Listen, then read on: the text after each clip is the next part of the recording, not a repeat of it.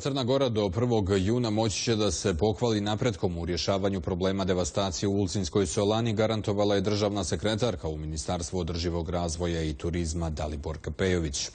Njemačka ambasadorka, koja se aktivno uključila u rješavanje ovog problema, smatra da će se vrlo brzo naći rješenje za Solanu. Evropska unija upozorila je ranije Crnu Goru da ako do polovine juna ne riješi problem devastacije Solane, da će ugroziti pregovore o pristupanju. O spašavanju Ulcinske solane sinoć se razgovaralo u emisiji Balkan Express. Najvažnije akcente prenosi Duška Pejović. Evropska unija i međunarodni eksperti obavezali su Crnu Goru da riješi problem devastacije Ulcinske solane i do sredine juna uspostavi režim upumpavanja slane vode na cijeloj njenoj teritoriji, kao i da je proglasi zaštićenim područjem. U suprotnom, kako su naveli, izgubit će međunarodni ugled i podršku i ugroziti pregovore sa Unijom. Generalna sekretarka u Ministarstvu održivog razvoja i turizma Daliborka Pejović napredak garantuje već do početka juna. To je naša obaveza. Mi smo se obavezali prema gospodinu Langeu da ćemo već do 1. juna imati precizan dinamički plan u kojem ćemo realizovati sve ove naše obaveze, tako da očekujemo njegovu posjetu 1. juna na Solani i tada ćemo, ja sam sigurna, imati prilike da mu pokažemo da smo ipak ostvarili napredak. Pejović je precizirala da je za obnavljanje rada pumpi u Solani, kojim će se spasiti milioni ptica, potrebno 140.000 eura, od kojih je vlada obavezna da obezbijedi 80 do 90.000, a ostatak novca lokalna samouprava. Kazala je da je do sada obezbijeđeno oko 55.000. Obećala je da će u narednih par mjeseci biti donijet prostorni plan po kojoj će ovo područje biti proglašeno zaštićenim, dok bi proglašenje Solane Emerald područje trebalo konačno da bude završeno do kraja juna.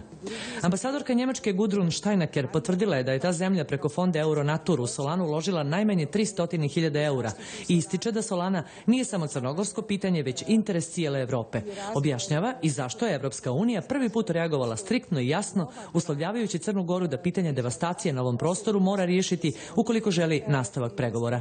Evropska unija počela zanimati se tim prije svega da su saznali da zaista Solana, ako ne dobije vodu, sljedeći mjesec, dva će praktično umreti. I onda bi umrla nešto što je bio brand Crne Gore skoro 80 godina. Dakle, možemo da zaključimo da je Solana i njeno očuvanje itekako važno, ne samo za Crnu Goru, nego i za cijelu Evropu. To je evropsko pitanje. To je pitanje evropske zaštite prirode.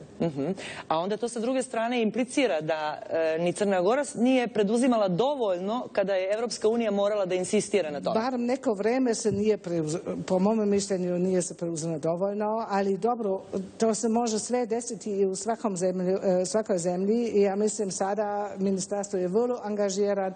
Ambasadorka je optimistkinja i smatra da će se vrlo brzo naći rješenje za Solanu, te da ona može biti profitabilna kao proizvođač soli, uključujući ekoturizam i zdravstveni turizam.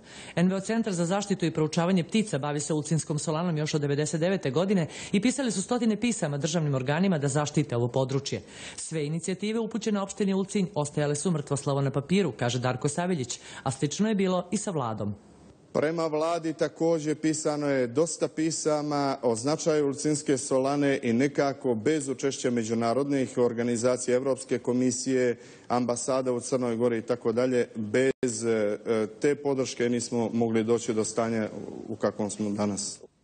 Nejasno je i pitanje vlasništva nad Solanom. Prema pisanju medija, 23. januara ove godine završena je rasprava u Privrednom sudu u sporu između države i Solane, čiji je vlasnik Eurofond. Solana je tužbom tražila da joj se prizna pravo svojine nad 15 miliona kvadrata zemljišta ili da joj se isplati 200 miliona eura.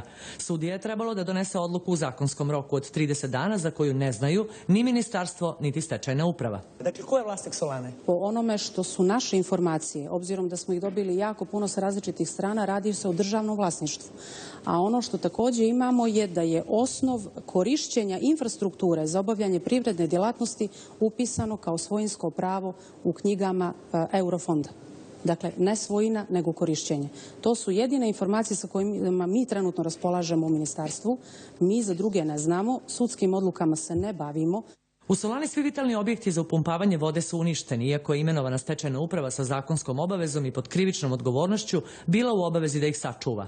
Da li se stečajni upravnik osjeća odgovornim za to?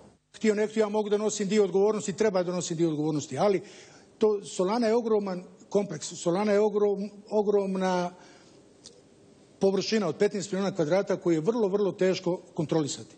Bilo kako bilo, svi su saglasni da je ovo posljednji trenutak za zaštitu najstarije fabrike soli. Jasno je, samo solana koja radi može servisirati i sačuvati milione ptica, a istovremeno omogućiti i ekonomski razvoj.